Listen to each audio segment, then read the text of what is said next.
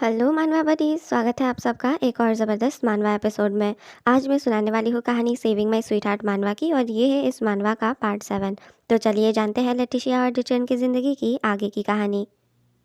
पिछले एपिसोड में हमने देखा कि तेनोआ मर चुका है। लेटिशिया के प्लान के तहत पहले लेटिशिया ने तेनोआ की पावर्स छीन ली और फिर रोजेंटाइन के रूलर ने तेनोआ को मार डाला। लेटिशिया ने डिटेन को बताया कि कैसे तेनोआ ने उसे कई सालों से टॉर्मेंट करा था और डिटेन खुश होता है क्योंकि ये पहली बार था जब लेटिशिया ने अपने बारे में डिटेन को कुछ बताया था। डिटेन सोचता है पहली बारी लेटिशिया ने डिटेन को उस दीवार के दूसरी तरफ आने दिया जो उनके बीच था और अपने सच्चे फीलिंग्स डिटेन को बताए।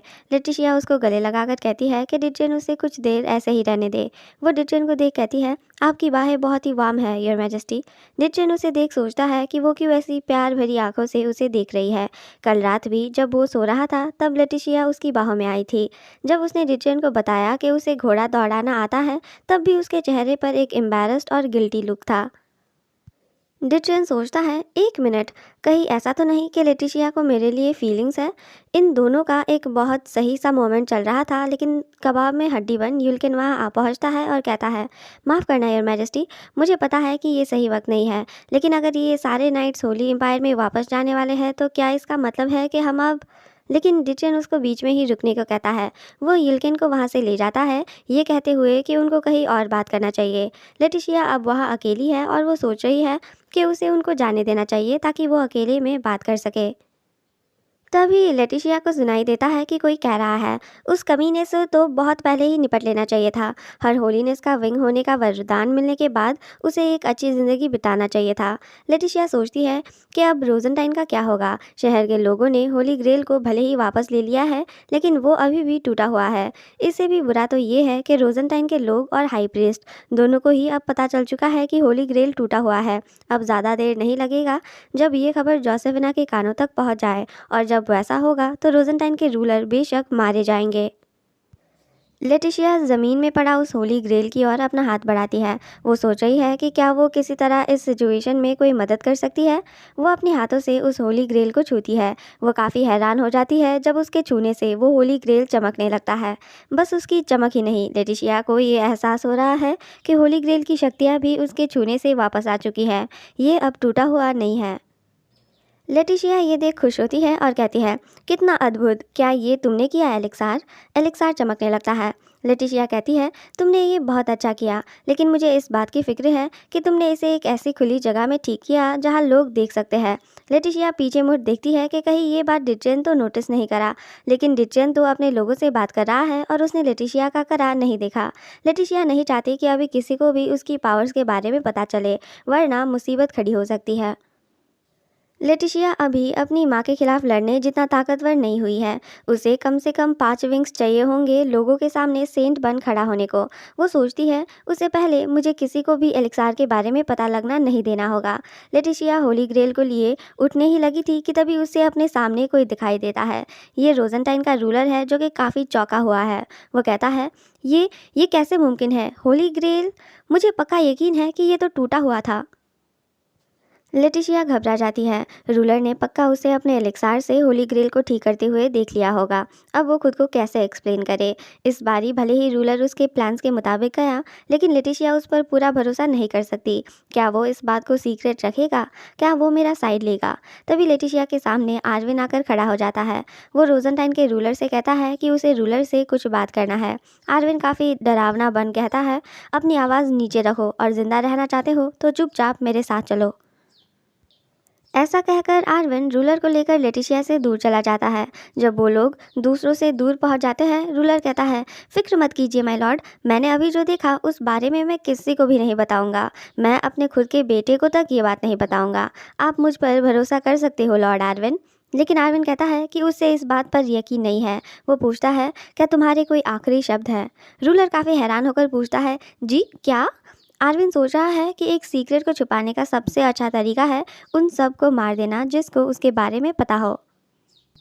अगर रूलर से ये बात बाहर पहुंच गई तो जोसेफिना लेटिशिया को मारने की हर कोशिश करेगी।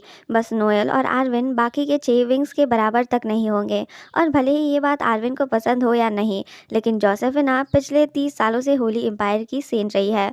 इसीलिए अगर लेटिशिया की शक्तियों के बारे में लोगों को पता चला तो लोग दो सेंट्स को एक दूसरे के आमने सामने खड़ा पाएंगे। और जब वैसा होगा तो एम्पायर के लोग किसे सपोर्ट करेंगे? आंसर काफ़ी सिंपल है। सब लोग बिना किसी शक के लेटिशिया को एक नकली सेंट कहेंगे और उसका तिरस्कार करेंगे। आर्विन एक मासूम की जान तो नहीं लेना चाहता, लेकिन रूलर को अब जिंदा छोड़ना काफ़ी रिस्की होगा। आर्विन कहता है कि अगर रूलर के कुछ आखिरी शब्द है तो आर्विन उनको उसके परिवार वालों तक ज़रूर पहुंचा देगा।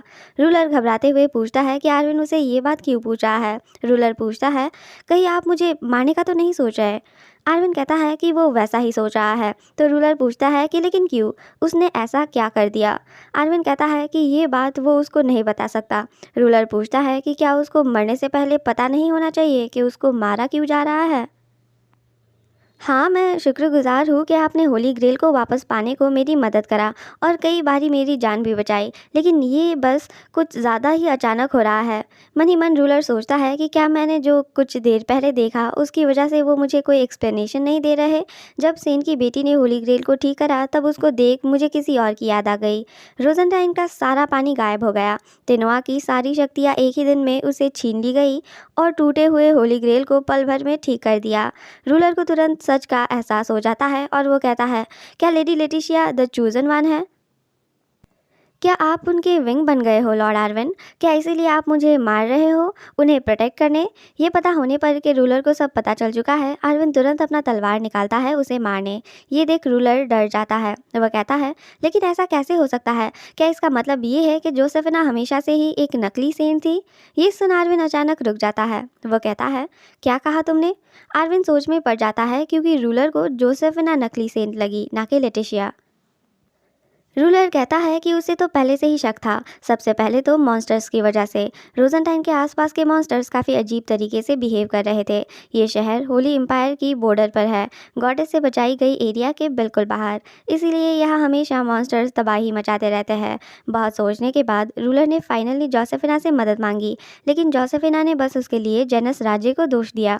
उसने कहा कि क्योंकि रोजेंटाइन जेनस के करीब है, ड्रैगन की बुरी शक्तियों ने वहाँ के मॉन्स्टर्स को और भी ताकतवर बनाया है, जिससे कि वो सब पागल हो पड़ते हैं। पहले तो रूलर ने जोसेफिना की ये बात मान ली, लेकिन उसे जल्द ही एक हादसा याद आ गया जो बहुत वक्त पहले हुआ था। जेनस के ड्रैगन ने एक बारी अपने राज्य के लोगों को मॉन्स्टर्स से बचाया था। इसलिए रूलर इस बात पर भरोसा नहीं कर पाया कि ड्रैगन की शक्ति मॉन्स्टर्स की मदद करती है। फिर एक दिन होली ग्रेल टूट गया। रूलर जानता था कि कुछ तो सही नहीं है, क्योंकि ये तो बिल्कुल नहीं हो सकता था कि होली ग्रेल के टूटने के पीछे भी जेनस का हाथ हो। इसीलिए उसे लगा कि ये सब इसलिए हो रहा होगा क्योंकि सेंट की पावर्स कमज़ोर पड़ रही है। मैं जब एक जवान लड़का था तब मैंने हर होलीनेस को सर्व करा है, इसीलिए मैं जानता हूँ कि वो किस किस्म की इंसान है।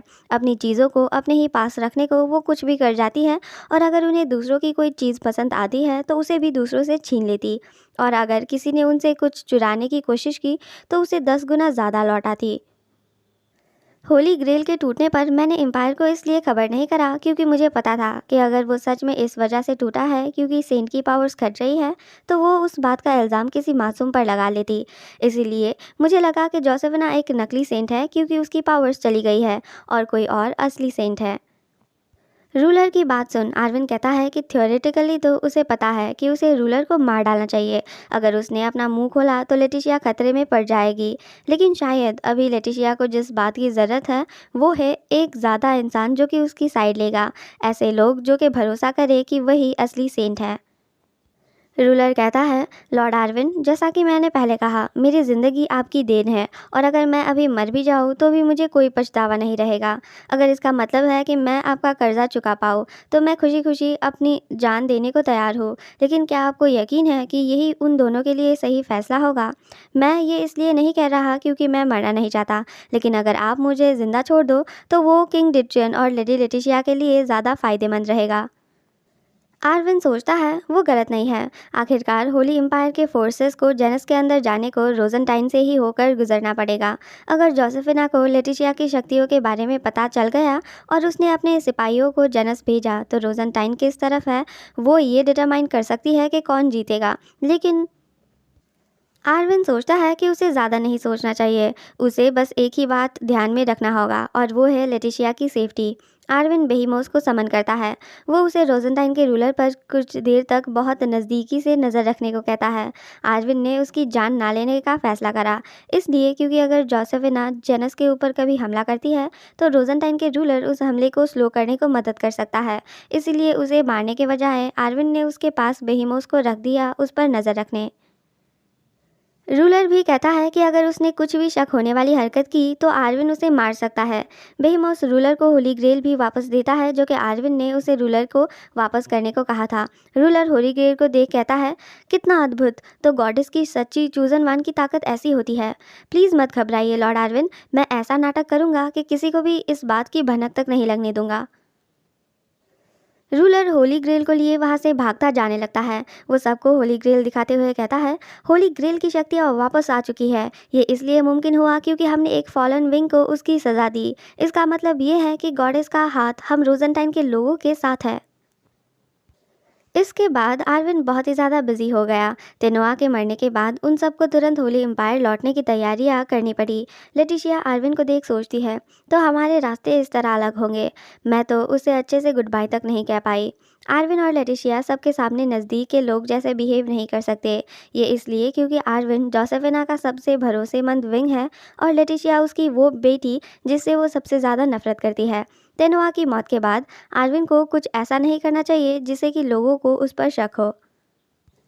भले ही लेटिशिया ये बात जानती है और वो इसके लिए तैयार है, लेकिन इससे ये सच नहीं बदल जाएगा कि किसी का अलविदा कहना कितना मुश्किल होता है। नोएल और आर्विन को एक बारी फिर मिल पाना ही खुद में एक चमत्कार था। क्या अपने खुद के परिवार वालों को अलविदा कहना ऐसा महसूस होता है? तभी हवा का एक झोंका लेटिशिया की बालों से होकर जाता है। लेटिशिया सोचती है कि इस रेगिस्तान में ऐसी हवा कहाँ से आ रही है।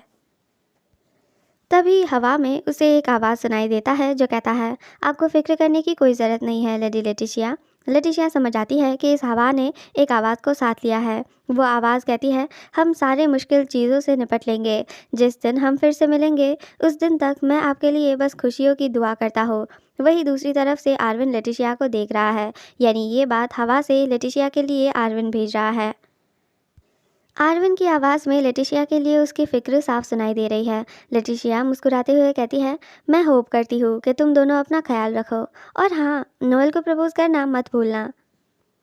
आर्विन अब जा रहा है और लेटिशिया ऑलरेडी उसे मिस कर रही है। वो नोएल को भी देखना चाहती है जो कि अभी कैपिटल में है, लेकिन वो जानती है कि वो इन दोनों से एक दिन फिर मिल पाएगी। एक दिन आएगा जब वो सब साथ में खुशियाँ मना पाएंगे, इसीलिए अलविदा कहना अब लेटिशिया को दुखी नहीं करता।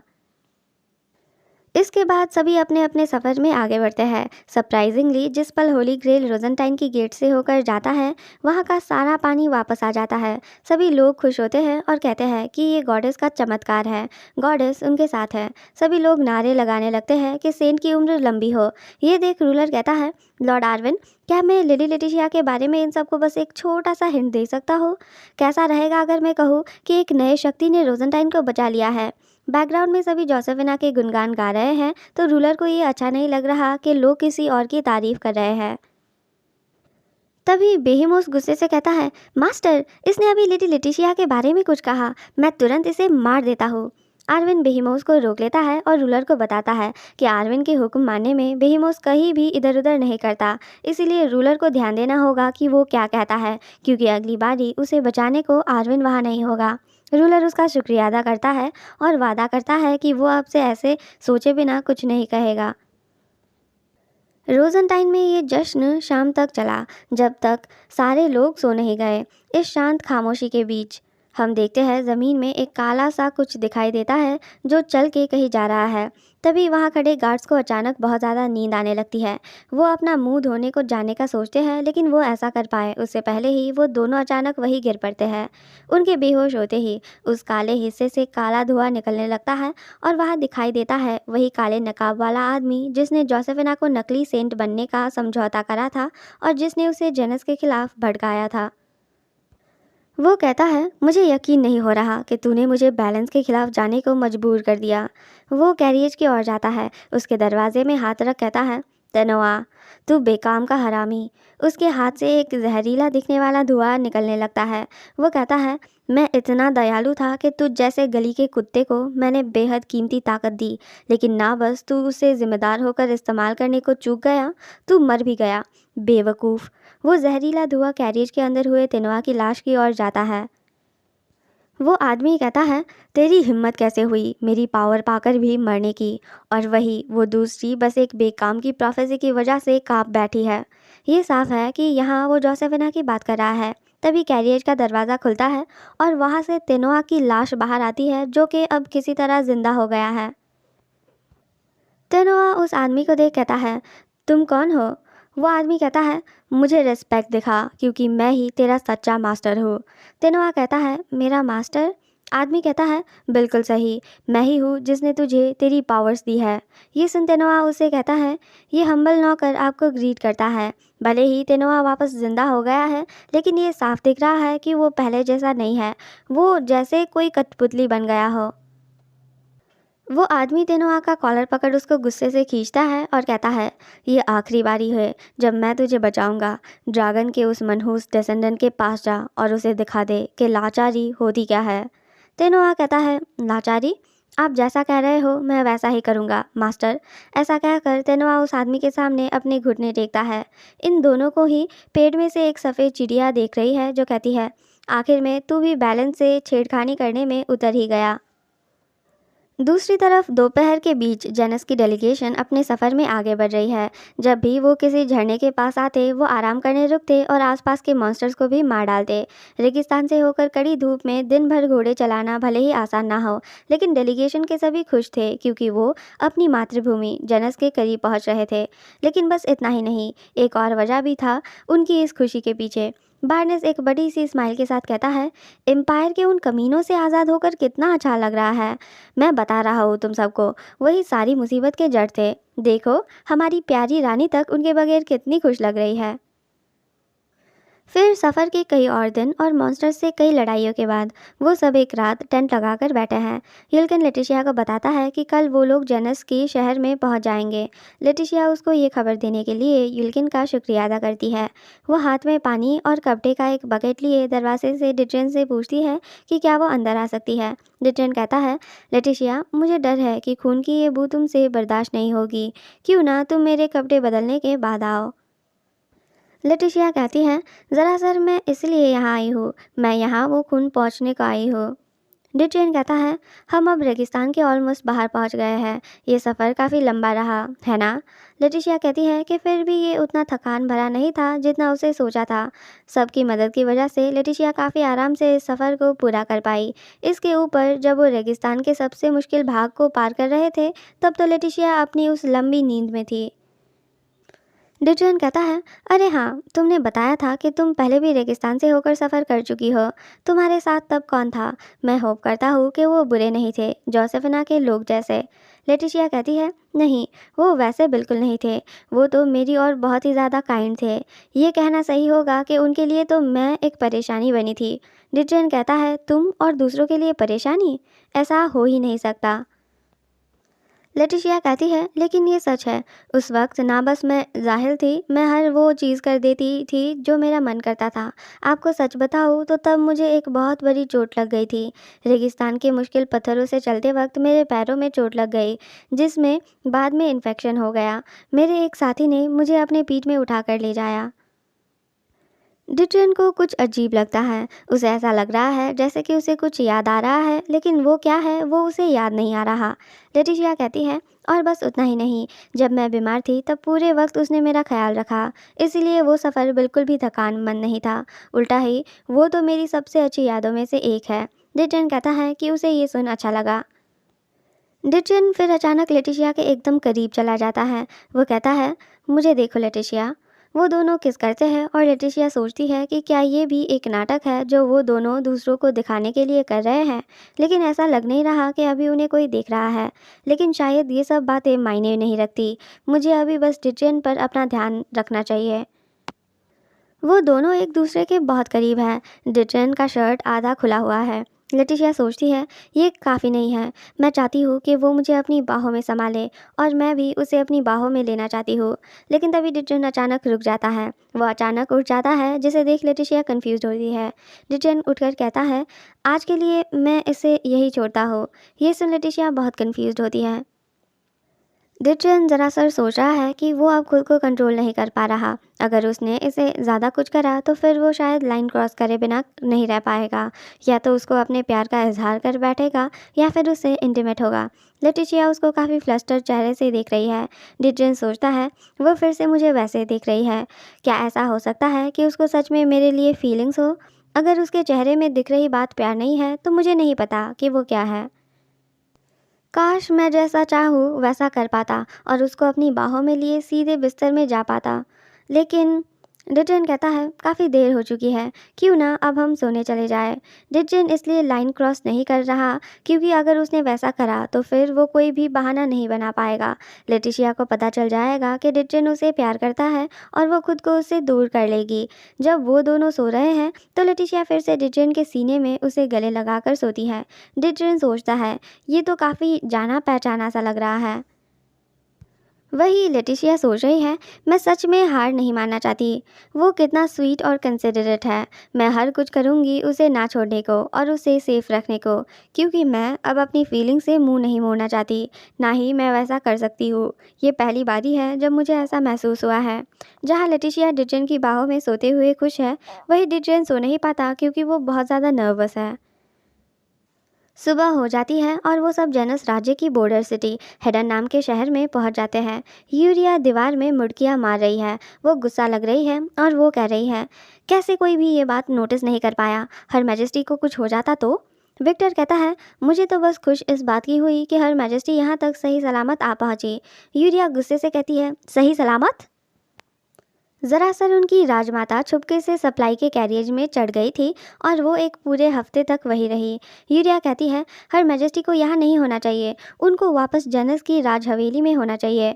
उनको पता तक नहीं है कि वो कब यहाँ आने वाली कैरियज में छुप गई। यूरिया इसलिए खुद से गुस्सा है क्योंकि वो उनकी बहुत फिक्र करती है। अगर वो बीच में बेहोश हो गई होती और किसी को पता ना चलता तो हम उन्हें सभी और ढूंढते, ये सोच के वो कहीं खो गई है। लेकिन अंत में वो हमें कैरियज के अंदर मरी हुई मिलती। विक्टर यूरिया को रुकने को कहता है और उसे उधर देखने को कहता है। वो कहता है, क्या वो आदमी बार्नेस जैसा नहीं दिख रहा? अरे वो तो सच में बार्नेस है।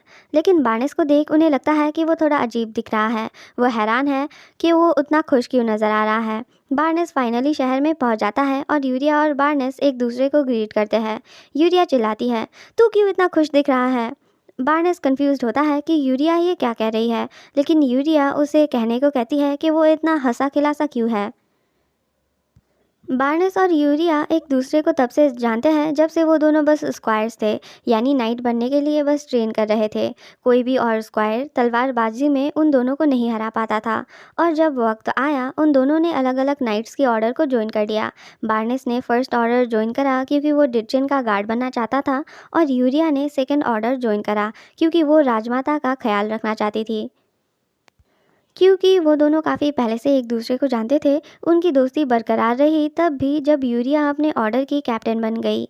यही वो वजह भी थी कि क्यों बार्नेस अपने जूनियर्स में से इनोज का ज़्यादा अच्छे से ख्याल रखता था, क्योंकि इनोज यूरिया का भाई है। और अब बार्नेस को ऐसे खुश देख यूरिया उसे पूछ रही है कि वो ऐसा क्यों है। उसे देख यूरिया को शक हो रहा है।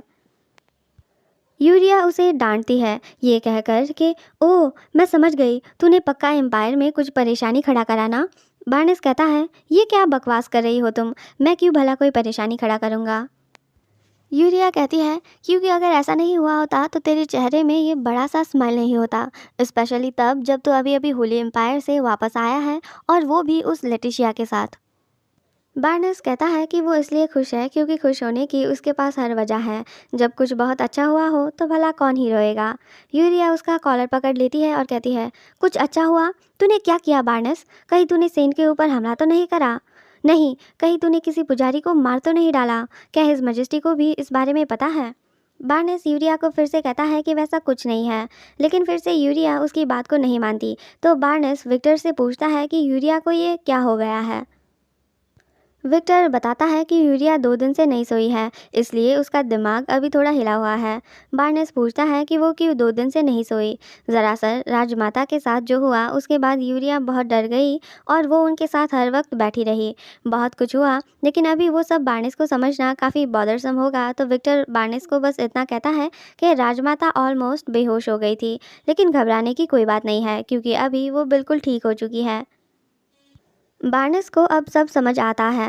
राजमाता हमेशा से ही कमज़ोर हुआ करती थी और यूरिया के लिए वो उसकी खुद की माँ समान है, इसलिए यूरिया की हालत अभी ठीक नहीं है। तो अब बार्नेस के पास बस एक ही रास्ता है उसे वापस होश में लाने का। ये सोच वो कहता है, यूरिया, हमारे ट्रिप में इनोज की ऑलमोस्ट जान चली गई और उसका ऐसा करना तुरंत काम कर जाता है क्योंकि यूरिया अब चुप हो चुकी है और होश में आ चुकी है। वो कुछ ज़्यादा ही होश में आ चुकी है और उसे देख ऐसा लगता है जैसे वो बहुत ज़्यादा गुस्से में है। बार्नेस उसे देख डर जाता है और कहता है कि बहुत सारी चीज़ें हुई, लेकिन सबसे ज़रूरी बात यह है, गेस करो कि तुम्हारे भाई की जान किसने बचाई। तभी इनोज भी वहाँ आ जाता है और अपनी बहन को ग्रीट करता है। वो कहता है, यूरिया, मेरा मतलब है कैप्टन। बार्नेस कहता है, वो और कोई नहीं बल्कि हमारी रानी थी।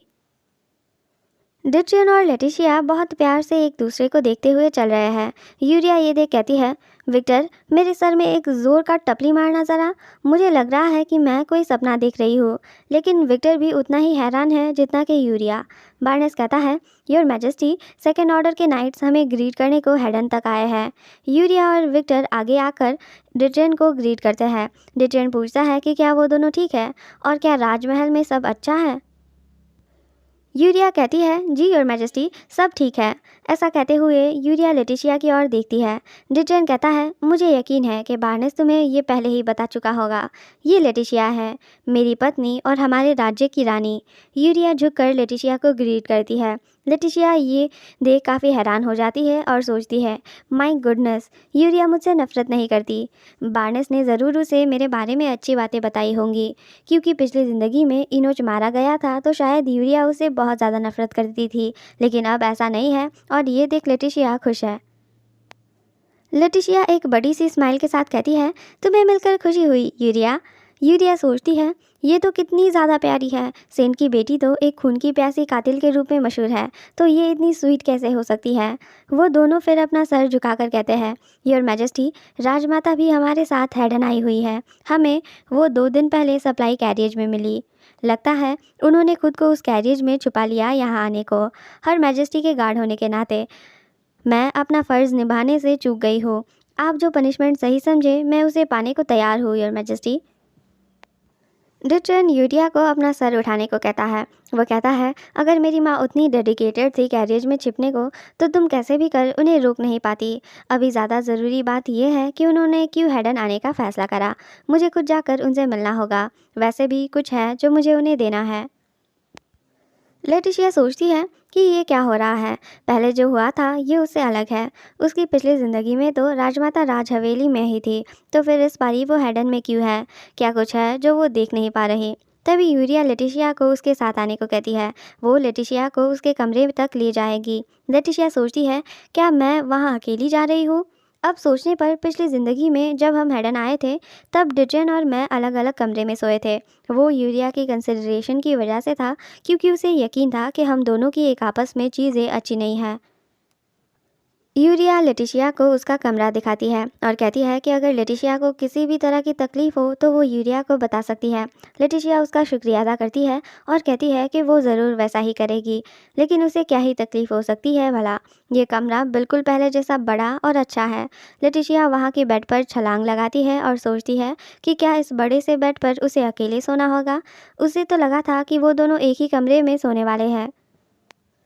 वो सोचती है, अभी ऐसी डिप्रेसिंग बातें सोचने का वक्त नहीं है। कुछ है जो उसे तुरंत करना होगा। उसे जानना होगा कि राजमाता हेडन क्यों आई है। उसे जानना होगा कि उन्होंने इस बारी क्यों अलग एक्ट करा। तभी उसे अचानक खिड़की से कुछ आवाज़ सुनाई देती है। कोई छोटे छोटे पत्थरों से उसकी खिड़की में मार रहा है। ये भी उसकी पिछली ज़िंदगी में कभी नहीं हुआ था। वो सोचती है कि ये कौन हो सकता है।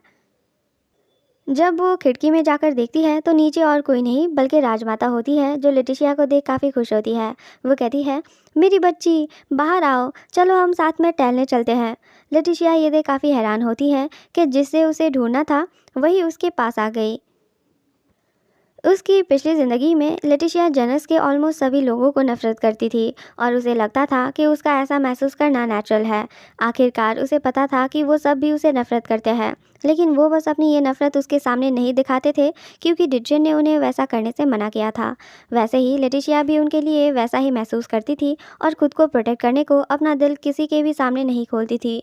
लेकिन एक ऐसा इंसान था जो कि इस बात का एक्सेप्शन था। वो थी मनोन, जेनस की राजमाता। वो अपनी तस्वीर में इतनी जवान और खूबसूरत दिखाई देती है कि ये यकीन करना मुश्किल होता है कि उनके दो जवान बेटे हैं। और उनके पास उस तस्वीर में जूलियस खड़ा था, मुस्कुराते हुए, बिल्कुल वैसे जैसा कि लेटिशिया को याद था।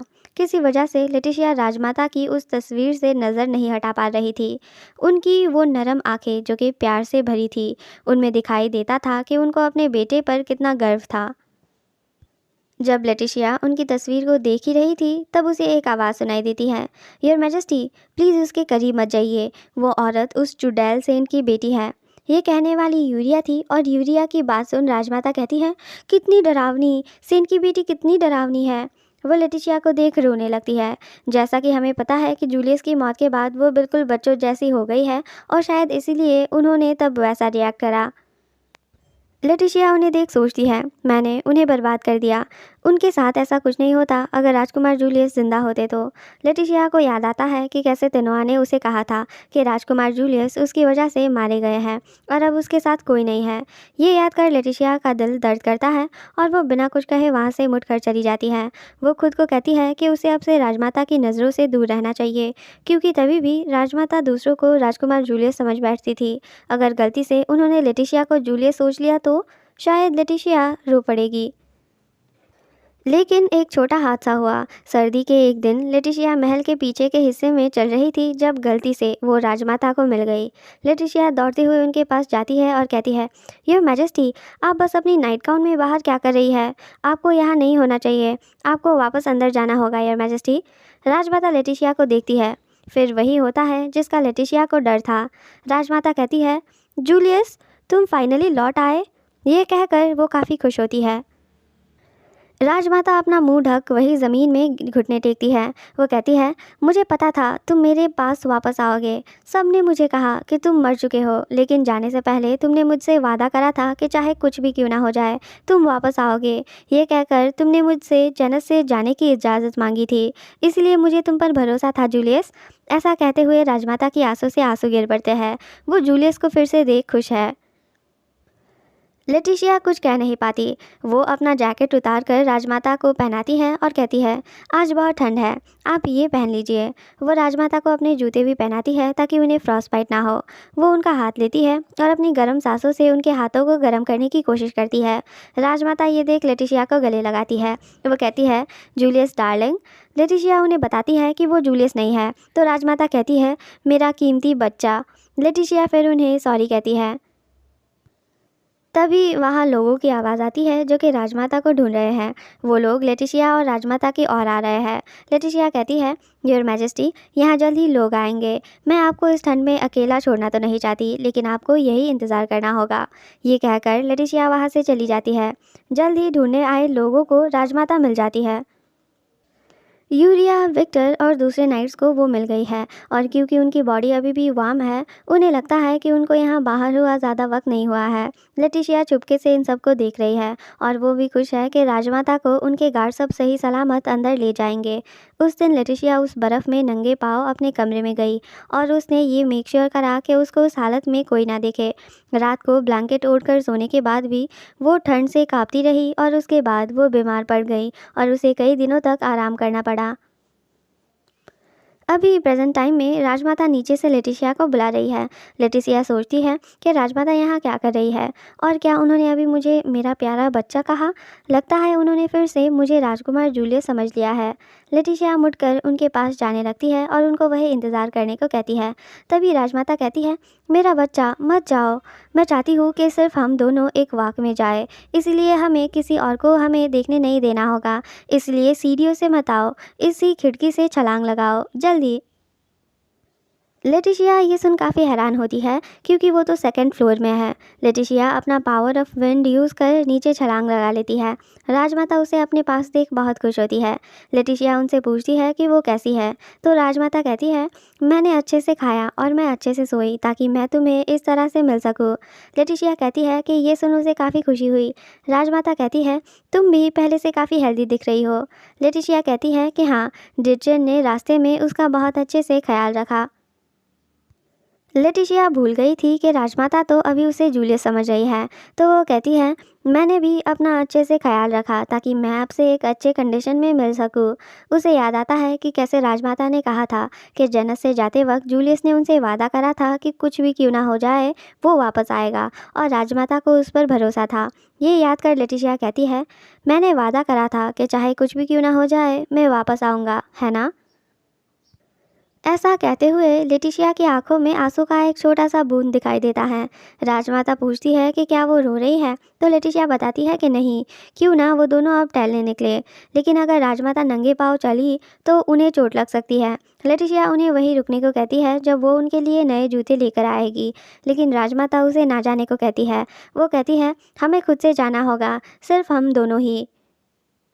लेटिशिया कहती है कि अगर ऐसा है तो फिर हम देखते हैं हेडन शहर के बाजार को। एक औरत कहती है, your majesty, what a surprise, आज आप बिना किसी एस्कॉर्ट के यहाँ हो। राजमाता कहती है कि हाँ, वो बस एक वॉक में निकली है। वो लेटिशिया से अपना सर जोड़ कहती है, मैं तुम्हें मेरी बच्चा से मिलाती हूँ, ये कितनी प्यारी है ना, आज मैं उसके साथ चल रही हूँ। वो औरत कहती है, मुझे लगा था कि योर मैजेस्टी को बस कैसल के नाइट्स अकम्पनी करते हैं, लेकिन लगता है मैं गलत थी। वो फिर लेटिशिया से पूछती है कि क्या वो राजमाता की लेडी इन वेटिंग है। वो तो किसी अप्सरा की तरह दिखती है। लेटिशिया जानती है कि अगर उस औरत को पता चला कि वो असल में कौन है तो वो उससे नफरत करेगी, इसीलिए लेटिशिया कह देती है कि हाँ, वो राजमाता की लेडी इन वेटिंग है। तभी राजमाता कहती है, यहाँ देखो, मेरी बच्ची ने मुझे ये जूते भी पहनाए। वो औरत कहती है, ये तो रेगिस्तान को पार करते वक्त लगाने वाले बूट्स हैं ना, योर मैजेस्टी क्यों ये पहन रही है। लेकिन तभी उसे दिखाई देता है कि लेटिशिया तो बिना जूतों के बस अपना मोजा पहन चल रही है। यानी कि उसने एक बार फिर से अपने जूते राजमाता को पहना दिए और खुद नंगे पाँव वहाँ से यहाँ तक चलाई। लेटिशिया कहती है, कोई परेशानी नहीं, मैंने अपने सॉक्स पहने हैं। वो औरत कहती है, बस उतना पहनना तो कुछ ना पहनने के बराबर है, अगर वो ऐसे ही चलती रही तो उसके पैरों में चोट लग जाएगी। वो उन दोनों को वही इंतज़ार करने को कहती है क्योंकि वो उनके लिए नए जूते लेकर आना चाहती है। उस औरत को उसके लिए ऐसे फ़िक्र करता देख लेटिशिया सोचती है, अरे नहीं, मैं अब क्या करूँ, मुझे तो उसे झूठ नहीं बोलना चाहिए था। वो मेरे साथ बस इसलिए अच्छी हो रही है क्योंकि उसे लगता है कि मैं राजमाता की लेडी इन वेटिंग हूँ। क्या होगा अगर उसे पता चल गया कि मैं असल में सेंट की बेटी हूँ। मैं बस उनका फेवर जीतने को दूसरों को धोखा नहीं दे सकती। मुझे उसे सच बताना होगा कि मैं असल में कौन हूँ। लेटिशिया जाकर उसे सच बताना चाहती है, लेकिन राजमाता उसे रोक लेती है। वो कहती है, नहीं मेरी बच्ची, ऐसा मत करो, मेरे साथ रहो। वो मुस्कुराकर कहती है, एक अच्छी बच्ची बनो, ठीक है। हाँ मेरा बच्चा, अपनी माँ के साथ रहो। लेटिशिया को ये सुन और भी ज़्यादा बुरा लगता है। वो जूते और राजमाता का ये प्यार और काइंडनेस, ये कुछ भी उसके लिए नहीं है। जिस तरह अभी राजमाता उसे देख रही है, इससे उसे वो तस्वीर याद आ रही है जो उसने देखा था। वो इतनी खुश थी कि ये उसके जहन से ही निकल गया। राजकुमार जूलियस बनने का नाटक करने का उसे कोई हक नहीं है क्योंकि वो उन्हें बचा नहीं पाई। ये सोच लेटिशिया कहती है, योर मैजेस्टी, मुझे आपसे कुछ कन्फेस करना है। मैं पास्ट में वापस आई हूँ। आपको ये शायद नहीं पता, लेकिन वो इंसान मेरी वजह से मरे थे। मैंने प्रे किया, मैंने हर दिन प्रे करा एक दूसरे मौके के लिए। फिर एक दिन मुझे मेरी प्रेयर्स का जवाब मिला, मुझे उन्हें बचाने का एक दूसरा मौका मिला। मैं सोचती थी कि जब मैं उन्हें बचा पा सकती हूँ, फ़र्क नहीं पड़ता अगर सारा दुनिया भी क्यों ना मुझे नफ़रत करे। लेकिन मैं गलत थी। उस इंसान ने भरोसा करा कि मैं किन हालातों से होकर गुजरी थी। फिर बाकी के सब भी मेरे केयर करने लगे। मैंने अपनी ज़िंदगी में कभी भी इतनी खुशी महसूस नहीं करा, एक बार भी नहीं। ये सब तो जैसे कोई चमत्कार हो। इसलिए अब से अगर मैं सही ढंग से नहीं पेश आई तो उनकी इज्जत में दाग लग सकता है। मैं उस इंसान को तकलीफ़ नहीं पहुंचाना चाहती जिन्होंने मुझे एक चमत्कार दिखाया। इसलिए प्लीज़ मुझे जाने दीजिए। राजमाता कहती है, मेरी बच्ची, मुझे भी तुमसे कुछ कहना है। तुम्हें पता है, मैंने एक सपना देखा था। मैंने सपना देखा तुम्हें एक खुशहाल ज़िंदगी बिताते हुए। तुमने अपने बच्चों को जन्म दिया और मैं देख पा रही थी कि तुम बहुत ही खुश थी और वो देख मुझे भी काफ़ी खुशी मिली। तुम उसके साथ खुशी से जी कई सारे सालों तक। लेटिशिया को अजीब लगता है। उसे अभी भी लगता है कि राजमाता राजकुमार जूलियस के साथ बात कर रही है। लेकिन क्यों?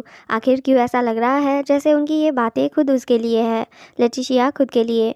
राजमाता कहती है, मैं खुश हूँ कि मैं यहाँ आई। मुझे तुम्हें अपने सपने के बारे में बताना था। राजमाता कहती है कि उनके पास लेटिशिया के लिए एक तोहफा भी है। वो लेटिशिया को बैठने को कहती है। लेटिशिया सोचती है एक गिफ्ट, और उसे भी ज़्यादा ज़रूरी तो ये है कि राजमाता यहाँ उसे अपने सपने के बारे में बताने आई थी।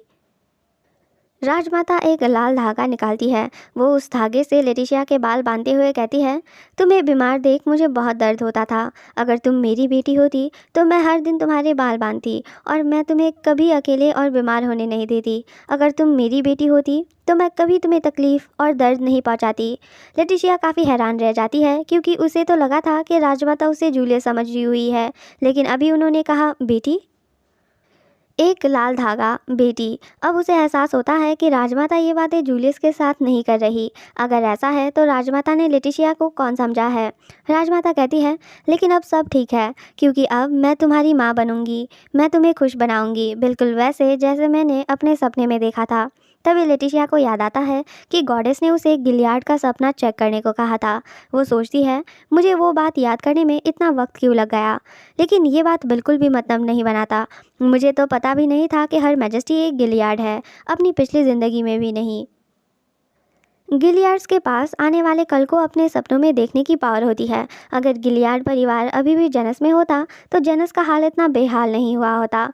उनको एम्पायर के सामने अपने घुटने टेकने की ज़रूरत नहीं पड़ती। वो राजमाता को देख सोचती है, उन्होंने मेरा भविष्य देखा और इसलिए वो मुझे पहचान पाई। मुझे यकीन नहीं हो रहा कि ऐसा कुछ मुमकिन भी है। लेकिन लेटिशिया राजमाता से पूछती है, योर मैजेस्टी, क्या आपने कभी गिलियाड के बारे में सुना है? राजमाता कहती है, गिलियाड? क्यों? ऑफ कोर्स मैं जानती हूँ, क्योंकि। लेकिन राजमाता अपनी बात पूरा कर पाती उससे पहले ही उन्हें वहाँ कुछ आवाज़ें सुनाई देती है। ये आवाज़ ज़ोर के ड्रम रोल्स की है, लेकिन ये सुन भी शहर के सारे लोग काफ़ी शांत दिख रहे हैं।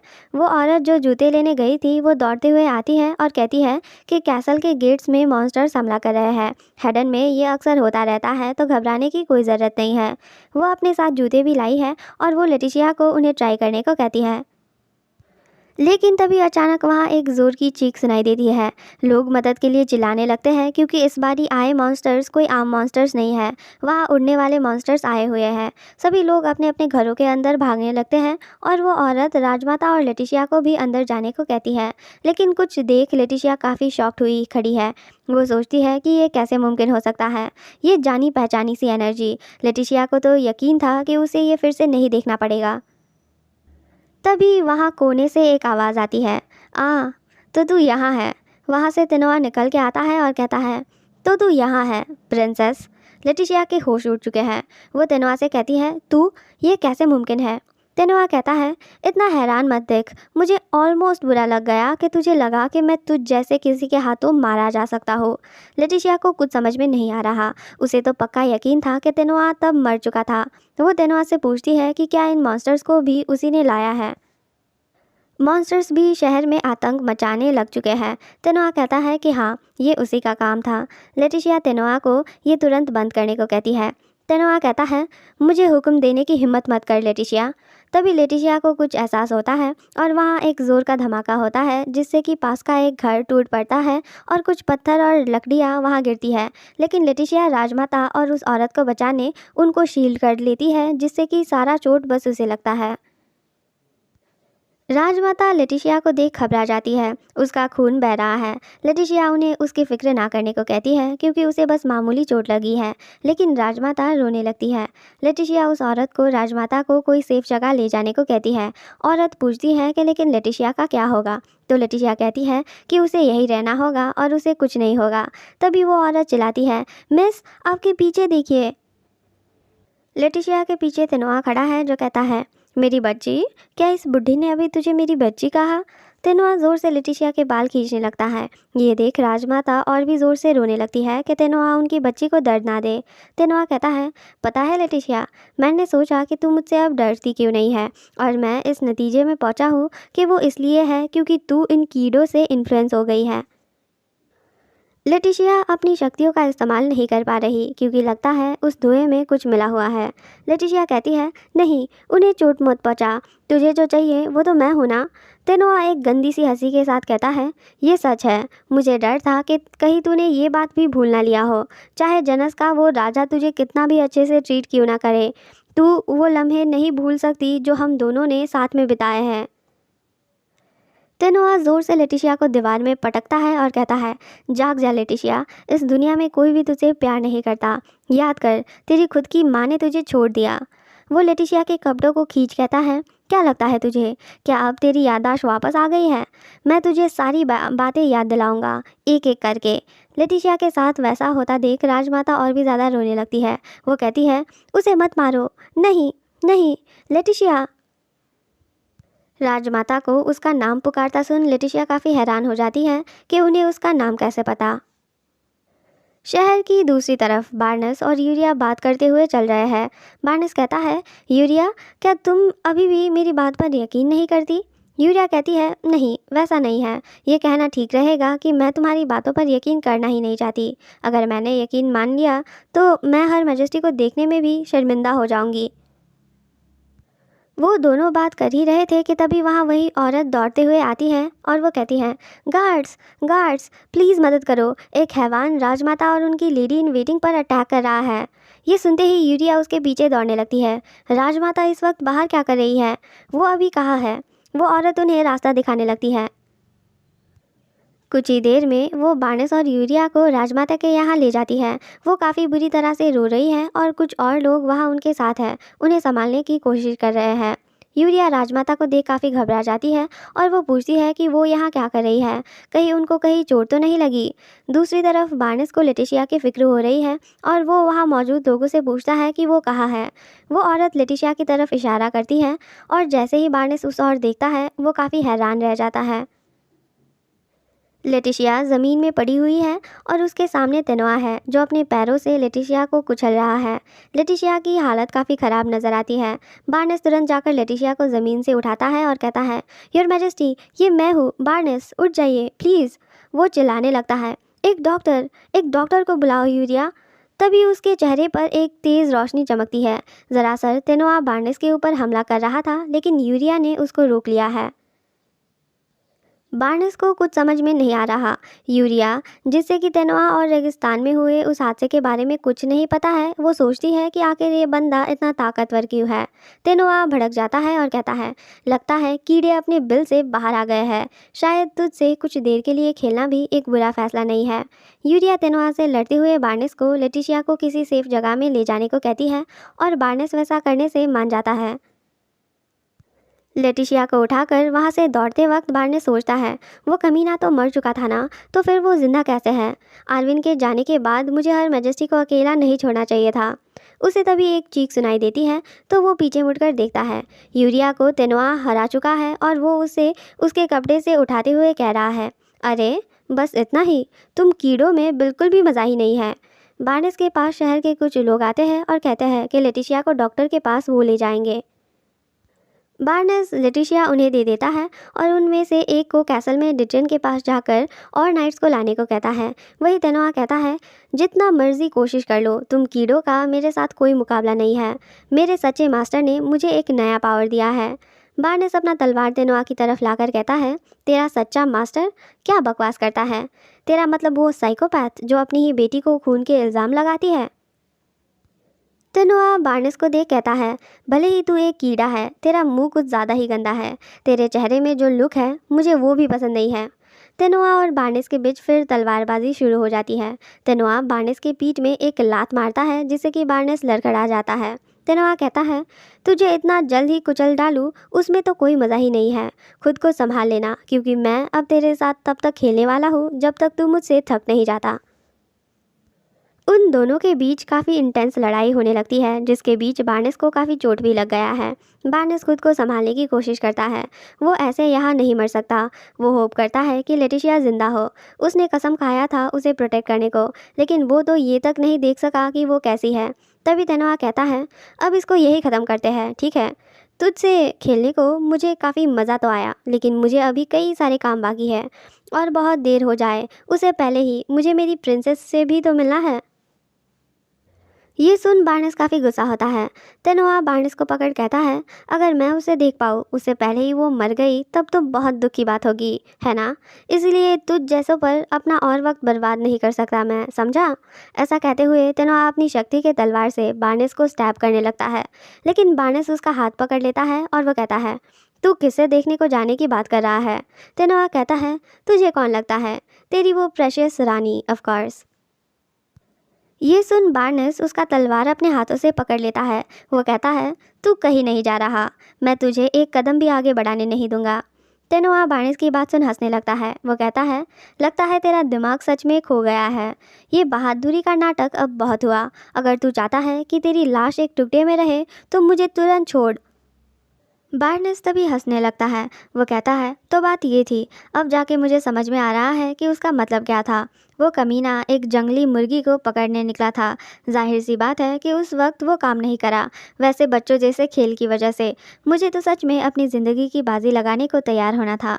तेनोआ पूछता है कि क्या बार्नेस सच में पागल हो गया है, तो बार्नेस कहता है, मैं कैसे हो सकता हूँ जब मुझे फाइनली रियलाइज़ हुआ है कि मेरी मास्टर जिंदा है।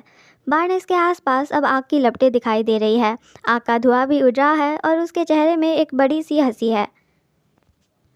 बार्नेस कहता है, इस बारी तू उतना शांति से मर नहीं पाएगा। मैं खुद ये मेक श्योर करूँगा कि तू फिर से ज़िंदा ना हो।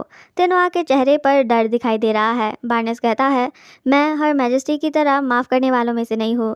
तेनोआ के चेहरे के सामने आग की चमक दिखाई पड़ती है। द फ्लेम्स ऑफ प्यूरिफिकेशन कहा जाता है, वो हर बुराई को जलाकर खाक बना देते हैं। तेनोआ बार्नेस की आग से जलने लगता है और दर्द से चिल्लाने लगता है। ऐसी कोई भी बुरी शक्ति नहीं है जो कि फ्लेम्स ऑफ प्यूरिफिकेशन से बच सके। तेनोआ दर्द से चिल्लाता है, बंद करिए, मैं जल रहा हूँ, मुझे दर्द हो रहा है। बार्नेस बस हंसते कहता है, हाँ हाँ ज़रूर, मैं तुझे एक जल्द और रहम भरी मौत नहीं देना चाहता। कहीं और एक हॉस्पिटल में वो आदमी लेटिशिया को ले गए हैं। वो कहते हैं, कितना अफसोस, लगता है वो एक नोबल वुमन है। डॉक्टर कहता है, मरे चाहे कोई भी, वो हमेशा बुरा ही होता है। मैंने पूरी कोशिश की, लेकिन मुझे डर है कि इनका बहुत ज़्यादा खून बह चुका है। तभी वहाँ एक सफ़ेद बिल्ली दिखाई देती है। वो कहती है, सिगमंड, क्या तुम सच में उस मोटल के फेट के साथ छेड़खानी करने वाले हो? बैलेंस का क्या होगा?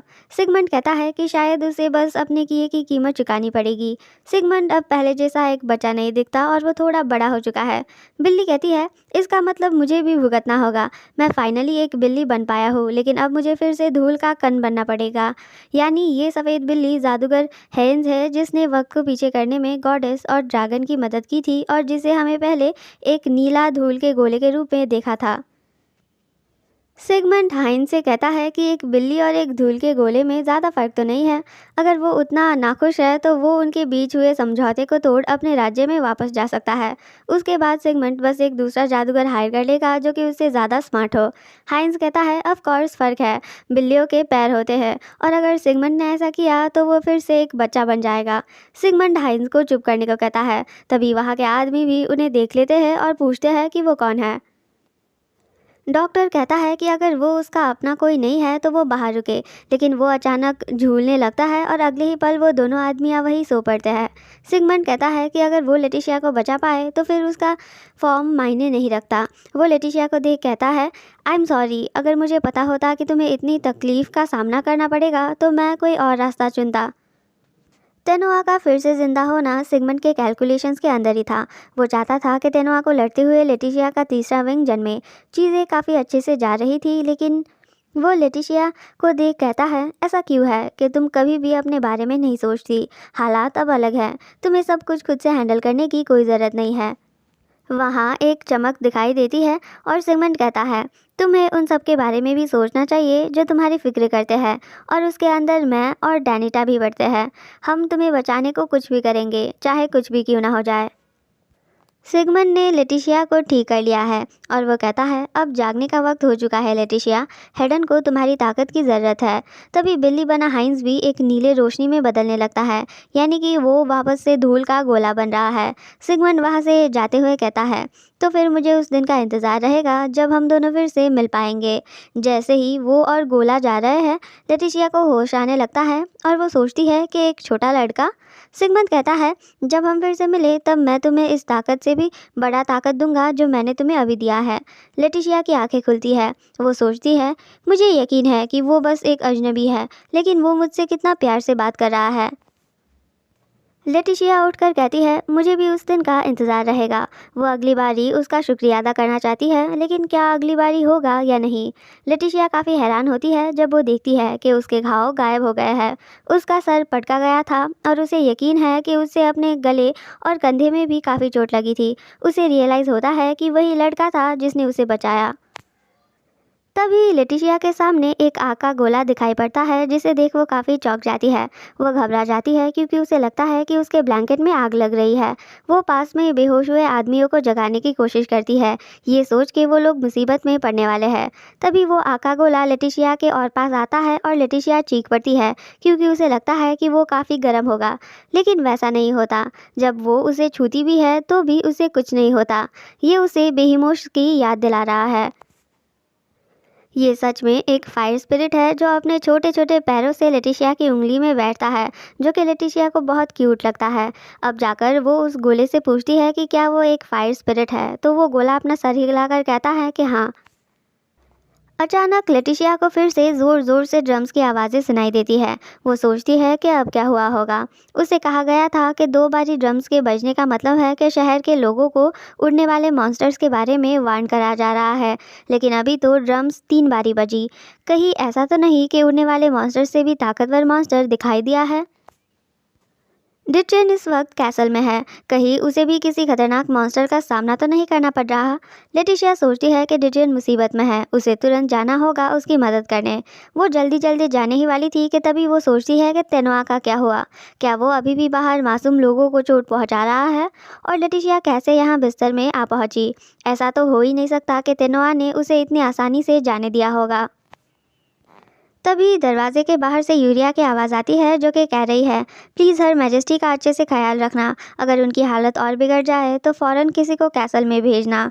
नर्स यूरिया को रोकने की कोशिश करती है क्योंकि वो भी काफ़ी ज़ख्मी हालत में है, लेकिन यूरिया कहती है कि अभी वक्त सही नहीं है।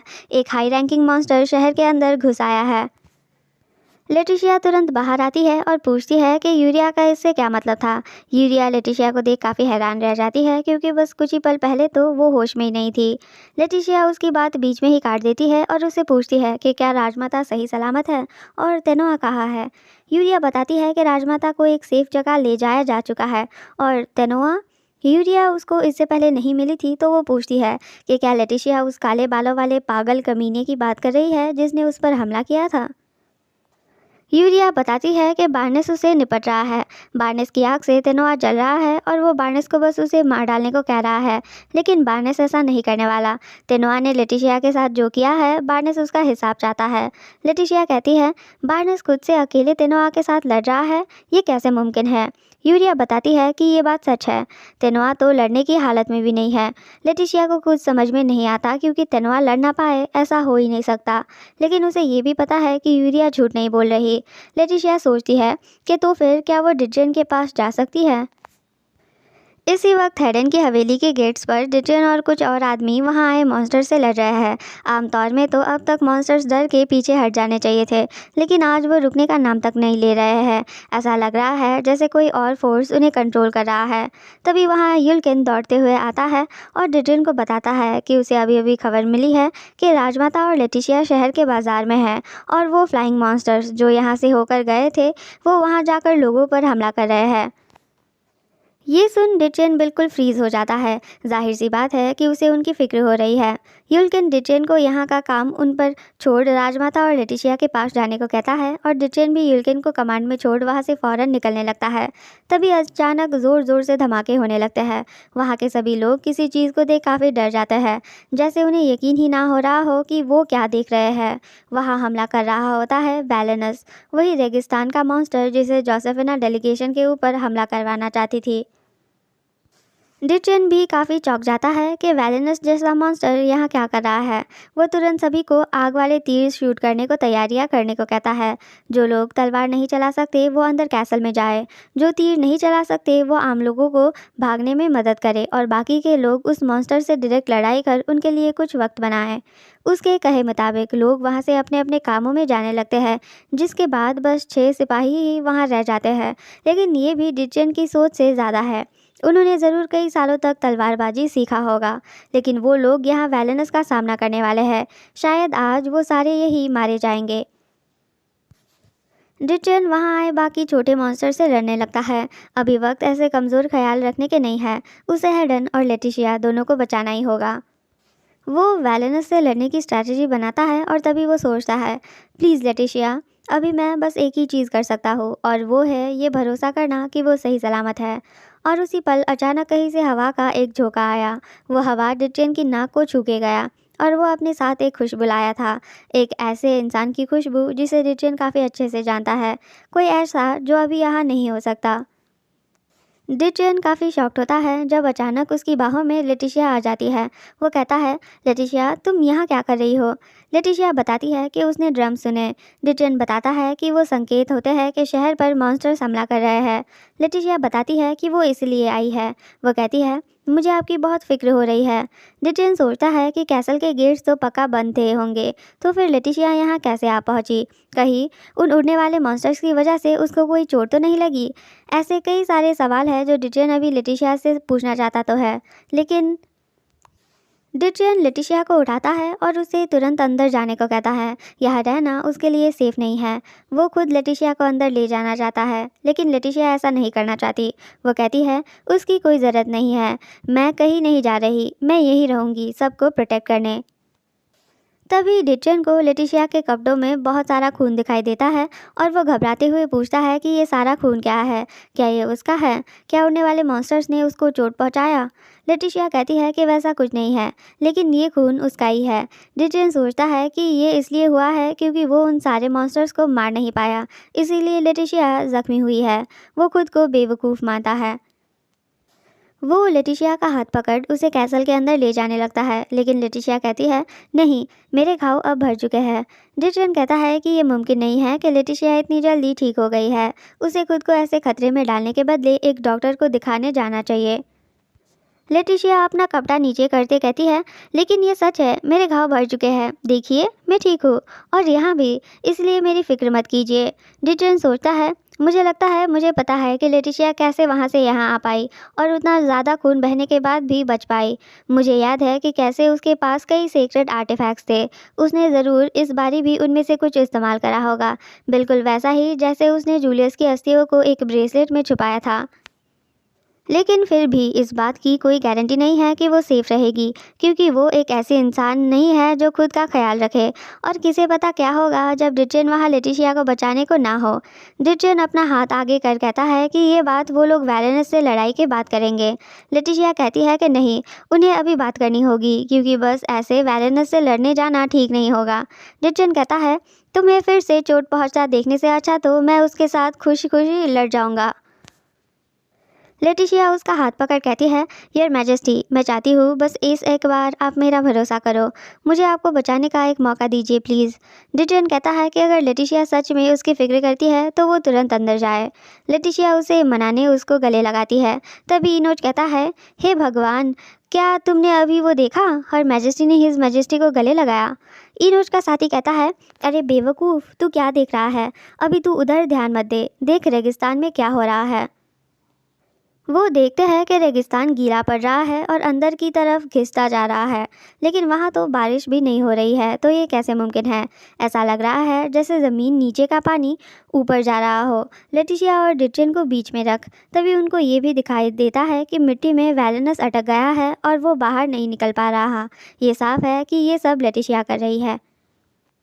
अचानक रेगिस्तान एक दलदल में बदल चुका है और उन सब ने कभी ऐसे होते हुए नहीं देखा है। डिटेन भी ये सब देखता है और सोचता है कि ये आखिर क्या हो रहा है। लेटिशिया उसके सीने में अपना सर रख खड़ी है और वो कहती है, आई एम सॉरी, मैंने आपको अपना फिक्र कराया योर मैजेस्टी। वो वैलेनस की ओर देख कहती है, लेकिन मुझे उम्मीद है कि आप फिर भी मुझे एक मौका देंगे। लेटिशिया को बस धीमे से बात करना होगा क्योंकि हवा उसकी वार्निंग ले जाएगा। वो धीरे से वैलेनस को चेतावनी देती है, पीछे हट जा, इस जगह में फिर से अपने पैर कभी मत रखना। लेटिशिया की ये वार्निंग सुन वैलेनस डर जाता है क्योंकि उसको एहसास हो जाता है उसकी शक्ति का। लेटिशिया कहती है कि अगर दोबारा वैलेनस ने सरहद को पार किया तो वो उसे जाने नहीं देगी। लेटिशिया का कहा सुन वैलेनस के पसीने छूट जाते हैं। फ्लैशबैक में हम देखते हैं उसी काले नकाब वाले आदमी ने वैलेनस को रिहा करा था, ये कहकर कि वो जाकर हेडन के दीवारें तोड़ दे और शहर के सभी लोगों को मार डाले। वो कहता है, लाल खून को कभी ना रुकने वाली नदी की तरह बहा ताकि ड्रैगन का वो डिसेंडेंट लाचारी से कांप उठे। वही तेरी आज़ादी की कीमत है। उस इंसान से वो खौफनाक अंधेरा महसूस करने के बाद वैलेनस तुरंत हेडन की ओर निकला था, लेकिन फिर उसने वो फ्लेम्स ऑफ प्यूरिफिकेशन देखे जो इतने बड़े थे कि बस चंद सेकंड्स में उस अंधेरे को निगल गए। ये किसी भी मॉन्स्टर के लिए काफ़ी जाहिर होता कि उसने किसकी जगह में दखल दिया है और वैसा करने को वो कितने बेवकूफ़ थे। वैलेनस सोचता है कि उसे माफ़ी की भीख मांगनी चाहिए और सभी वैलेनस को अपना सर झुकाता देख काफ़ी चौंक जाते हैं। लेटिशिया समझ जाती है कि उसकी धमकी काम कर गई है। वो फिर से धीरे से कहती है, अभी के अभी निकल जा। उसका ऐसा कहते ही वैलेनस तुरंत अपने गड़े हुए पैरों को निकालता है और वहाँ से पलट कर जाने लगता है। और तो और जो मिट्टी सारा गीला हुआ पड़ा था वो भी एकदम से सूख जाता है। ये देख लोगों को लगने लगता है कि कहीं वो कोई सपना तो नहीं देख रहे, वरना ये कैसे मुमकिन है। वहाँ खड़ा इनोज कहता है, ये ज़रूर ड्रैगन की पावर्स की वजह से हुआ होगा। वैलेनस के आते ही रेगिस्तान गीला पड़ गया और उसके जाते ही तुरंत सूख गया। अगर ये ड्रैगन का किया चमत्कार नहीं था उनको बचाने को, तो उसे नहीं पता कि ये क्या था। इनोज की ये बात नीचे खड़े डिटेन और लेटिशिया भी सुन लेते हैं और लेटिशिया ये सुन हंसने लगती है। वो सोचती है, मैंने सच में ये कर दिखाया। लगता है जैसा कि गॉडेस ने कहा था, मेरी शक्तियाँ बढ़ती जा रही है। और ये सफ़ेद फ्लेम्स, ये तो बड़े रैंक के मॉन्स्टर को भगाने के लिए भी काफ़ी है। मुझे नहीं पता कि ये ताकत क्या करती है, लेकिन मुझे यकीन है कि ये हेडन को बचाने के लिए बहुत काम आएगी। आखिरकार माँ भी तो अपनी ताकत का इस्तेमाल करती थी मॉन्स्टर्स को कंट्रोल कर दूसरे राज्यों में हमला करने को। वहाँ के लोग अभी भी कह रहे हैं कि ये ड्रैगन का चमत्कार है, लेकिन डिटेन जानता है कि ऐसा कुछ नहीं है। ये सोच वो कहता है, लेटिशिया, क्या अभी वैलेनस को हराने वाली तुम थी? उसका सवाल सुन लेटिशिया काफ़ी शॉक्ड होती है क्योंकि उसे नहीं लगा था कि डिटेन को इस बात पर शक होगा। डिटेन कहता है, क्या तुमने रेगिस्तान की मिट्टी को गीला किया और उस जानवर को धमकाया अपनी खुद की ताकत से और बिना किसी आर्टिफैक्ट की मदद से? लेटिशिया उसका जवाब नहीं दे पाती, लेकिन वो उसे झूठ भी नहीं बोल सकती जब वो ऐसे सीधे उससे ये बात पूछ रहा है।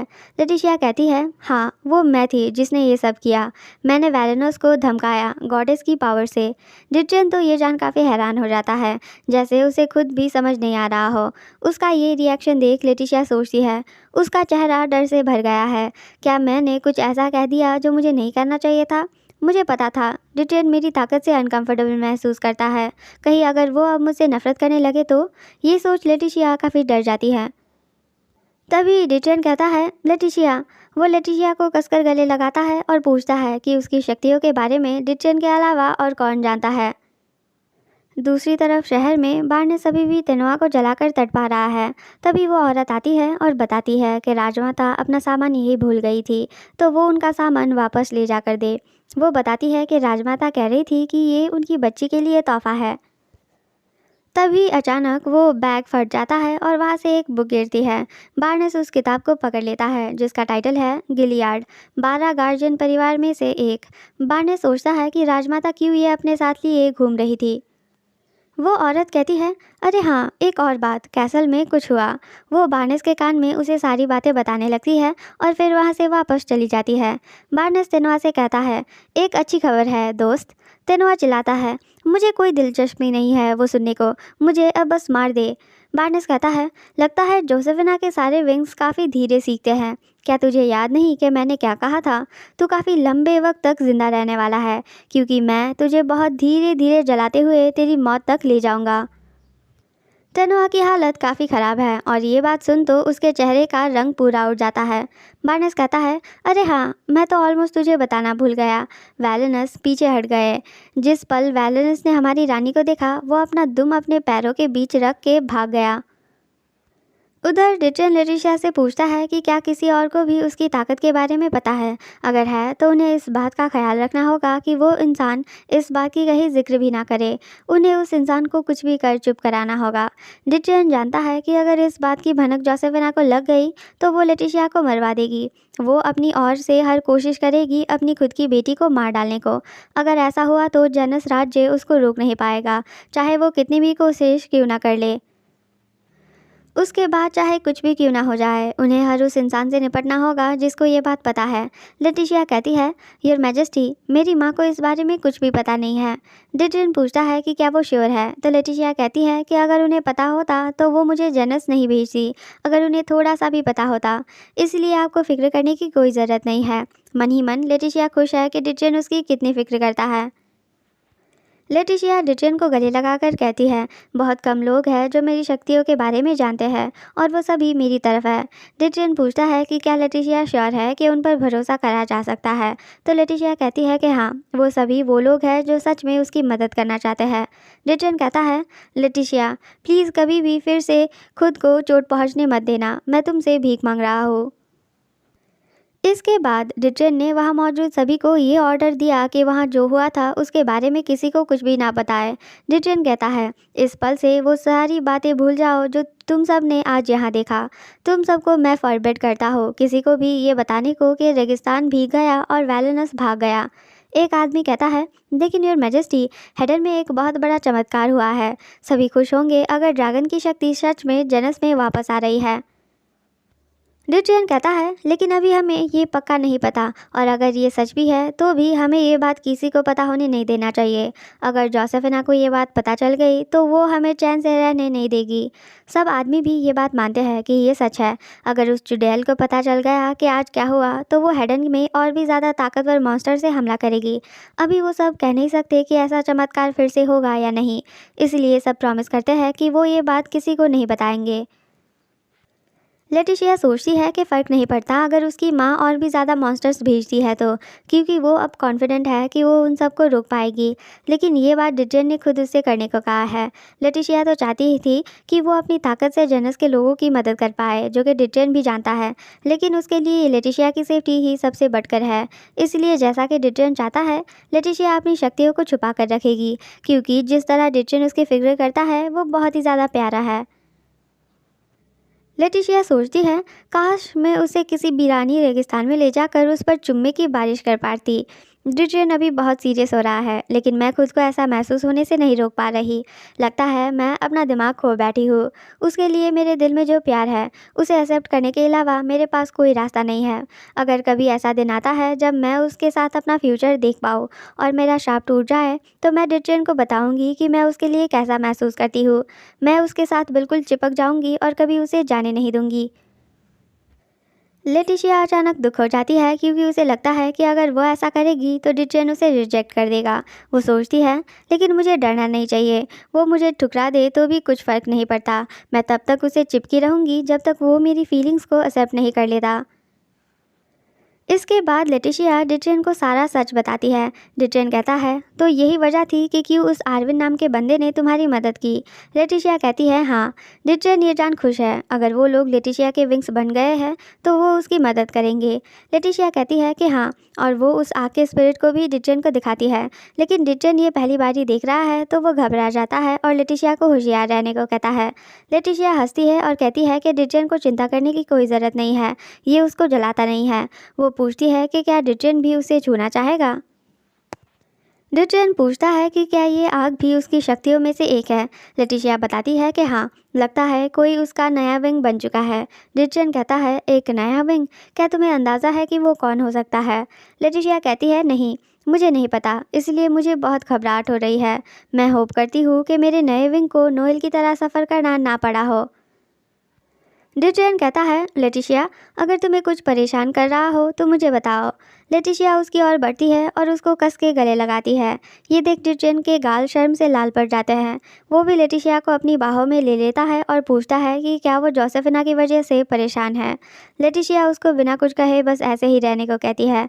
डिटेन कहता है, मैं अपनी जान देकर भी तुम्हें प्रोटेक्ट करने का कसम खाता हूँ, सब कुछ ठीक हो जाएगा। लेटिशिया ज़रा सा डिटेन से अलग कमरे में नहीं सोना चाहती। उसे इस बारे में कुछ करना ही होगा। हेडन में भी उसे डिटेन की बाहों में सोने का रास्ता ढूंढना होगा। तभी वहाँ से होकर गुजर रहे कुछ आदमियाँ उन्हें देख सोचते हैं कि क्या ये दोनों कोआलाज हैं। बार्नेस तभी वहाँ आता है और उन दोनों को ग्रीट करता है। डिटेन पूछता है कि बात क्या है, तो बार्नेस बताता है कि उसे डिटेन को कुछ देना है। वो थोड़ा झिझकते हुए कहता है कि उसे लेटिशिया से भी कुछ बात करनी है। लेटिशिया सोचती है कि बार्नेस को उससे क्या बात करनी होगी। बार्नेस पहले डिटेन को राजमाता का बुक देता है और उसे वो राजमाता तक पहुंचाने को कहता है। डिटेन उस बुक को देख कहता है कि उसे ये याद है, ये उसकी माँ की सबसे मनपसंद कहानी है। वो ये जूलियस को पढ़कर सुनाया करती थी। जब भी राजमाता को पता चलता कि एम्पायर से कोई आ रहा है, वो हमेशा जूलियस का स्वागत करने को तैयार हो जाती, क्योंकि उन्हें लगता कि वो इंसान उनके बेटे को साथ लेकर लौटेगा। लेकिन वो हमेशा डिसअपॉइंट होती क्योंकि वो कभी वापस नहीं आया। लेकिन इस बारी क्योंकि उन्हें उसकी अस्थियाँ मिल पाई, ये उन्हें बहुत सुकून देगा जब वो खुद जैसी हो जाएंगी। डिटेन लेटिशिया से कहता है, लेटिशिया, क्या तुम मुझे जूलियस की अस्थियाँ दे सकती हो जो तुमने अपने सीक्रेट आर्टिफैक्ट में रखा है? मैं वो अपनी माँ को देना चाहता हूँ जब वो उठ जाए। ये सुन लेटिशिया काफ़ी निराश हो जाती है।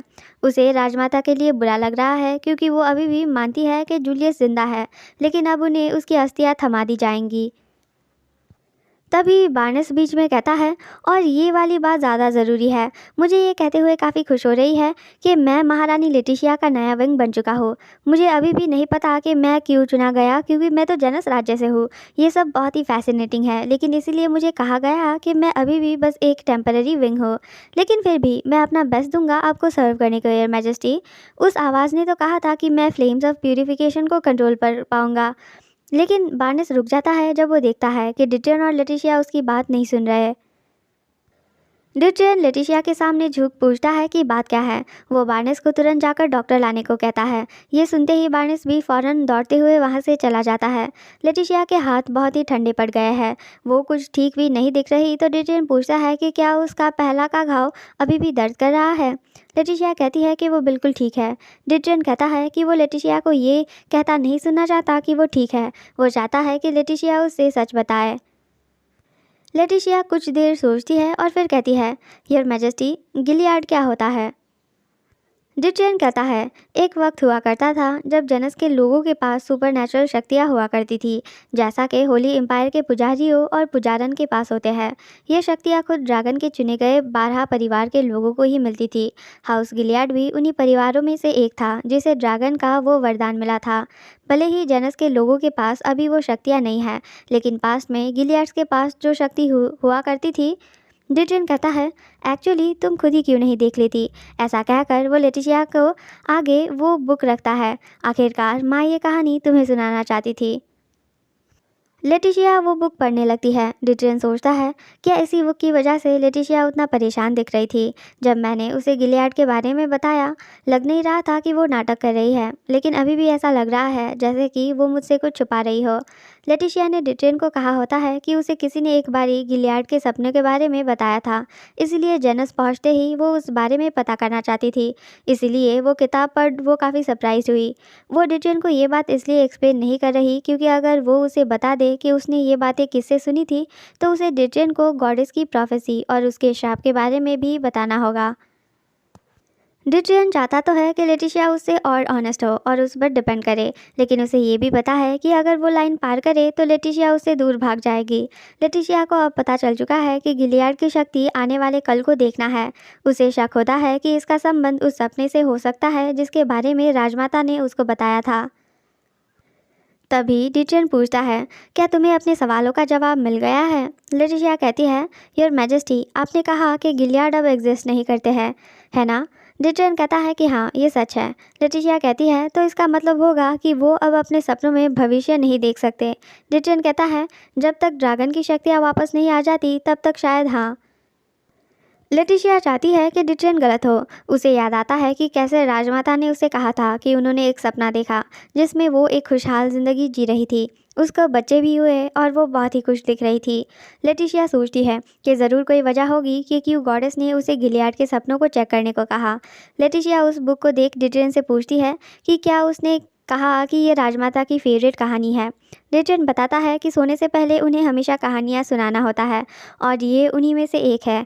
शायद वो इसलिए कहानी को हेडन तक अपने साथ ले आई है क्योंकि ये उन्हें सबसे ज़्यादा पसंद है। लेटिशिया कहती है कि अगर ऐसा है तो क्या वो ये किताब खुद राजमाता के पास ले जा सकती है। आज रात वो खुद ये कहानी उन्हें पढ़कर सुनाना चाहती है। सीन बदलता है और हम देखते हैं होली ऑर्डर के लोगों को, यानी वही होली एम्पायर के लोग जो कि होली एम्पायर लौट रहे हैं। एक ज़ोर का चीख सुनाई देता है और ऐसा करने वाला आर्विन है। सभी रुक जाते हैं और आर्विन से पूछते हैं कि क्या वो ठीक है, क्या हुआ। आर्विन की तबीयत खराब दिखती है। उसे एहसास होता है कि लेटिशिया मुसीबत में है। अभी लगता है कि खतरे की घड़ी टल चुकी है, लेकिन ये फैक्ट कि आर्विन उसकी दर्द को इतने दूर से महसूस कर पाया, इसका मतलब है कि लेटिशिया मौत के बहुत करीब थी। आर्विन को पता है कि ये दर्द नोएल को भी महसूस हुआ होगा। अगर वो अपना आपा खो दे और बौखला जाए तो बहुत बुरा होगा। उसके ऊपर नोएल को तो ये भी नहीं पता है कि बार्नेस और आर्विन भी लेटिशिया के विंग्स बन चुके हैं। उसे बहुत ही ज़्यादा फिक्र हो रही होगी अपने मास्टर की, जो कि एक दूर की जगह में खतरे में पड़ गई। वहाँ खड़ा आदमी कहता है कि आर्विन की तबीयत ठीक नहीं दिख रही, तो आर्विन कहता है कि उसको कुछ नहीं हुआ, वो आगे बढ़ते रहेंगे। आर्विन बेहीमोस को बुलाता है, लेकिन उसे तुरंत याद आता है कि बेहीमोस को तो उसने रोजेंटाइन के रूलर के पास असाइन करा था। लेकिन एक दूसरा स्पिरिट आता है और आर्विन को अपना काम उसको देने को कहता है। आर्विन उस स्पिरिट को जितना हो सके उतना जल्दी जाकर नोएल को खबर पहुंचाने को कहता है कि वो लेटिशिया का विंग बन चुका है। स्पिरिट भी तुरंत वहां से चला जाता है। आर्विन बस ये होप कर रहा है कि नोएल सही सलामत हो। दूसरी तरफ होली एम्पायर के कैपिटल में नोएल सोच रही है कि वो लेटिशिया से भले ही अलग हो गई है, लेकिन इसका मतलब ये नहीं है कि उसके पास उसकी मदद करने का कोई रास्ता नहीं है। आर्विन के ना होते वक्त जोसेफिना नोएल को काफ़ी अच्छे से ट्रीट कर रही है। नोएल इस बात का फ़ायदा उठाकर जोसेफिना की कमज़ोरी जानना चाहती है। प्रोफेसी मिलने के बाद जोसेफिना ने कई हफ्तों तक खुद को कमरे में बंद कर दिया था। नोएल को यकीन है कि उस प्रोफेसी का लेना देना ज़रूर जोसेफिना की कमज़ोरी से है। लेकिन प्रॉब्लम ये है कि वो सारे पुजारी और पुजारन जिन्होंने उस प्रोफेसी को विटनेस करा था वो सब गायब हो चुके हैं। जब से नोएल ने सुना कि जोसेफिना ने उन सबको एक दूसरी जगह में ट्रांसफ़र करा है, तब से नोएल इस बात की तहकीकात कर रही है, लेकिन किसी को भी उनका कोई अता पता नहीं है। नोएल को ये भी पता है कि जिनको उसकी कमज़ोरी का पता होगा जोसेफिना उनको छोड़ेगी नहीं। नोएल ये सब सोच ही रही थी कि तभी अचानक उसे एक बहुत ज़ोर का दर्द होता है। उसके हाथ से चाय का कप गिरकर टूट जाता है और वो ज़मीन में गिर पड़ती है। उसके साथ चाय पी रही दूसरी पुजारन घबराते हुए पूछती है कि क्या नोएल ठीक है। नोएल को पता है कि ये इसलिए हो रहा है क्योंकि लेटिशिया के साथ कुछ हुआ है, किसी ने उसे चोट पहुँचाने की कोशिश की है। नोएल ही वो अकेली इंसान है जो उसे प्रोटेक्ट कर सकती है, लेकिन वो दोनों एक दूसरे से काफ़ी दूर है। नोएल को उसके पास जाना होगा। अब वो एक पल भी यहाँ नहीं रुक सकती। दूसरी पुजारन सोचती है कि क्या वो दूसरे पुजारियों को बुलाए। हाँ, उनकी ताकत नोएल जितना तो नहीं है, लेकिन वो उसकी मदद कर सकते हैं। नोएल कहती है कि नहीं, वो ठीक है, उसे बस कुछ देर आराम करना होगा। ये सुन दूसरी पुजारन नोएल के लिए ब्लैंकेट लेने जाती है। नोएल खुद को शांत करने की कोशिश करती है। उसे एहसास है कि अब सब ठीक हो चुका है और लेटिशिया अब सेफ है। उसे अपना होश नहीं खोना चाहिए, क्योंकि अगर उसने कुछ उल्टा सीधा कर दिया तो उसे बस लेटिशिया के लिए चीज़ें और मुश्किल हो जाएंगी। नोएल को इस बात का बहुत डर लगता है कि वो लेटिशिया को प्रोटेक्ट करने को उसके पास नहीं हो सकती। वो सोचती है प्लीज़, फ़र्क नहीं पड़ता कि कौन, लेकिन कोई प्लीज़ लेडी लेटिशिया की मदद करो। होली एम्पायर के ही कैपिटल में कहीं और एक कैरियज में एक लड़की कहती है, कैल, वो लड़की तो सेंट की विंग है ना। लड़का कहता है कि हाँ, लगता तो वैसा ही है। लड़की पूछती है कि क्या वो सेंट की 9th विंग नहीं है जिसके पास पानी को कंट्रोल करने की शक्ति है। नोएल है ना। बाहर सच में नोएल है जो कि काफ़ी थकी हुई सी चल रही है। नोएल सोच रही है लेडी लेटिशिया सेफ है। वो अचानक गुस्सा हो पड़ती है क्योंकि आज एक लौता दिन है जब वो होली पैलेस में वापस जाना नहीं चाहती, क्योंकि वहाँ जोसेफिना होगी। ऐसे वक्त में आर्विन हमेशा उसे कॉम्फर्ट करता था, तो वो आर्विन को मिस करती है। नोएल सोचती है, नहीं, मुझे तो खुश होना चाहिए कि एटलीस्ट अभी वो तो लेडी लेटिशिया के साथ है, क्योंकि जोसेफिना बैंकेट की तैयारियों में बिजी है। शायद उसे नहीं पता चलेगा अगर आज एक दिन में छुट्टी ले लूँ तो। मुझे मेरे भाई बहनों के घर जाना चाहिए, बस आज रात के लिए ही सही। उसे देख रहा अंदर कैरियज में लड़का कहता है, हाँ तुम सही हो। लड़की कहती है, लेकिन ऐसा नहीं लगता कि वो काफ़ी अजीब बिहेव कर रही है? उसे क्या सता रहा होगा? हम इन दोनों का चेहरा देख पाते हैं और ये दोनों काफ़ी गुड लुकिंग है। लड़का कहता है, वैसे भी जोसेफिना के कुत्तों की किसको पड़ी है? उनमें से उसकी बू आती है। लड़की कहती है, अरे ऐसा मत कहो, क्या बैंकेट के वक्त भी तुम सेंट के बारे में ऐसे ही बात करोगे? लड़का कहता है कि शायद हाँ। उस लड़के की बातों से पता चल रहा है कि वो जोसेफिना से नफरत करता है। लड़की कहती है, तुम्हें समझना सच में कितना मुश्किल है कैल। क्या तुम नहीं जानते कि पैदा होते ही फर्स्ट के रूप में चुना जाना कितनी बड़ी बात है? कैल गुस्से से कहता है, तुम अब भी चाहती होगी कि मैं मेरा मन बदल लूँ। लड़की कहती है कि अगर तुम इस बात को अपना लो तो ज़िंदगी तुम्हारे लिए काफ़ी आसान हो जाएगी। मैं बस तुम्हें तकलीफ़ पहुँचता नहीं देखना चाहती। कैल कैरियर के पर्दे बंद करता है और कहता है, प्लीज़ स्टॉप। मैंने तुम्हें 100 नहीं 1000 बारी कहा है, उस डायन का कुत्ता बन जीने से बेहतर तो मैं मरना पसंद करूँगा। इसीलिए कभी भी ये बात मत करना कि पहला विंग होना कितना ऑनरेबल है। मुझे इस बात से घिन आती है। हमें बताया जाता है कि ये लड़का है कैलिस्टो, होली एम्पायर का छोटा राजकुमार और जोसेफिना का पहला विंग। तो दोस्तों, आज की वीडियो के लिए बस इतना ही। अगर आपको वीडियो अच्छा लगा हो तो प्लीज़ वीडियो को लाइक कर एक कमेंट ज़रूर छोड़ना और साथ ही साथ चैनल को सब्सक्राइब करना मत भूलना, क्योंकि ये है आपका अल्टीमेट मानवा अड्डा।